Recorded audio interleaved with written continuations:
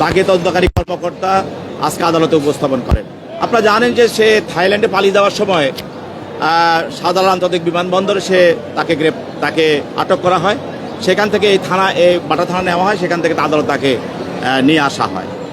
তার বিরুদ্ধে অভিযোগ হলো যে সে ফ্যাসিস্টের একজন অন্যতম সহযোগী। গত 15 বছর যারা এই ফ্যাসিস্ট হাসিনাকে সহযোগিতা করেছে, তাদের অভিনয়ের মাধ্যমে, নায়ক গানের মাধ্যমে এবং বিভিন্নভাবে ফ্যাসিজম চালিয়ে যাওয়ার জন্য তারা সহযোগিতা করেছে, তার মধ্যে সে একজন অন্যতম।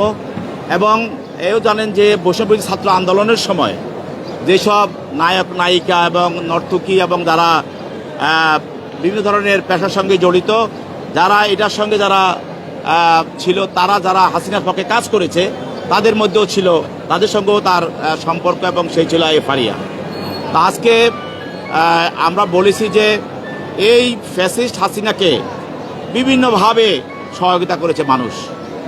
কেউ তার বক্তব্য দ্বারা সহায়তা করেছে, কেউ তার গান দ্বারা সহযোগিতা করেছে, কেউ তার অভিনয় দ্বারা সহযোগিতা করেছে, কেউ তার ফুটবল খেলা দিয়ে সহযোগিতা করেছে, কেউ তার ক্রিকেট খেলা দিয়েও সহযোগিতা করেছে।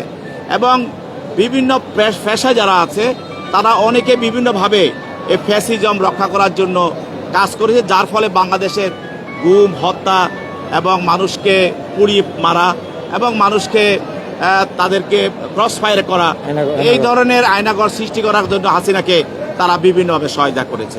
তো যেহেতু ফারিয়াকে তদন্তকারী কর্মকর্তা, অন্যান্য আসামি যাদেরকে গ্রেপ্তার করা হয়েছে, যাদের সঙ্গে তার তদন্তর বিষয় জিজ্ঞাসাবাদ করা হয়, এবং যখন এজাহারটা করা হয় তখনও তাকে এই ঘটনার সঙ্গে সম্পৃক্ত পাওয়ার কারণে তাকে এজাহারভুক্ত করা হয়। এবং পরবর্তীতে আমরা জানেন যে এজাহার করার পরেও আমাদের তদন্তকারী কর্মকর্তা তদন্ত করাকালীন সময় তাদের এই ঘটনার সঙ্গে তাদের বিভিন্ন ধরনের মোবাইল ডিভাইস এবং তাদের কথোপকথন এবং তাদের বিভিন্ন ফটো এবং তাদের স্ক্রিনশট বা ফেসবুক বিভিন্ন ধরনের কনভারসেশন তাদেরকে আমরা পাই এই ফ্যাসিস্ট হাসিনার সঙ্গে যারা জড়িত ছিল, এবং বৈষম্যবিরোধী ছাত্র আন্দোলনে হত্যার বিরুদ্ধে এবং হত্যার সঙ্গে যারা কাজ করেছে এবং হাসিনাকে যারা সহযোগিতা করেছে, বৈষম্যবিরোধী আন্দোলনের বিরুদ্ধে যারা কাজ করেছে, তাদের মধ্যে তাকে সম্পৃক্ত পাওয়া যায়, যার কারণে তাকে আমরা গ্রেপ্তার করি। আজকে তার জামিন আংশিক শুনানি হয়, এবং আগামী 22 তারিখে বিজ্ঞ বিচারক তদন্তকারী কর্মকর্তাকে তার বিষয়ে আরও কাগজপত্র সহ আরও তথ্য প্রমাণ সহ তাকে জামিন শুনানির বিষয়টা করার জন্য প্রতিবেদন দেওয়ার জন্য আগামী 22 তারিখ 5 নির্ধারণ করা হয়, এবং আজকে তাকে CW মূলে জেল হাজতে পাঠানো করা হয়। আপনি বলছেন যে সে পালিয়ে যেতে চেষ্টা করে, তার আইনজীবী বলছে যে 5 আগস্টের পর সে বেশ কয়েকবার বিদেশে গিয়েছে এবং দেশে ফিরেছে, সে পালিয়ে যাওয়ার চেষ্টা করছিল না। এই বিষয়টাকে আপনারা কিভাবে? আমরা জানেন, আমি আগে বলেছি, এই মামলাগুলোতে আমাদের অনেক আসামি, সব আসামি কিন্তু এখনো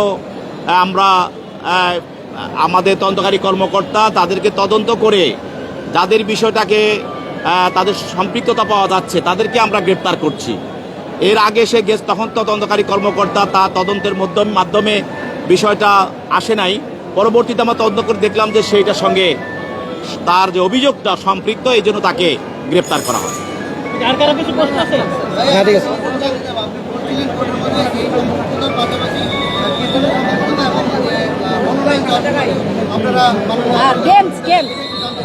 জনপ্রিয়তাকে কাজে লাগিয়ে নায়িকারা যে বিভিন্ন অপকর্ম কি ছিল সেই বিষয়ে আমি বলছি যে বাংলাদেশের মানুষ এবং শিল্পী, খেলোয়াড় বা অভিনয় শিল্পী বিভিন্ন তাদেরকে অনেকে পছন্দ করে, কিন্তু তারা জনগণের এই ভালোবাসাটাকে অপব্যবহার করে তারা ফ্যাসিস্টের সঙ্গে হাত মিলিয়ে ফ্যাসিস্টকে সহযোগিতা করে।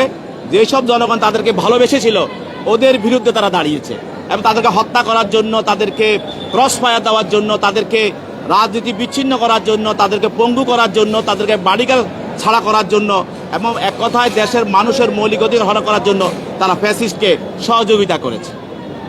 জি, ঠিক আছে। Thank you. এগুলো এইভাবেই থাক।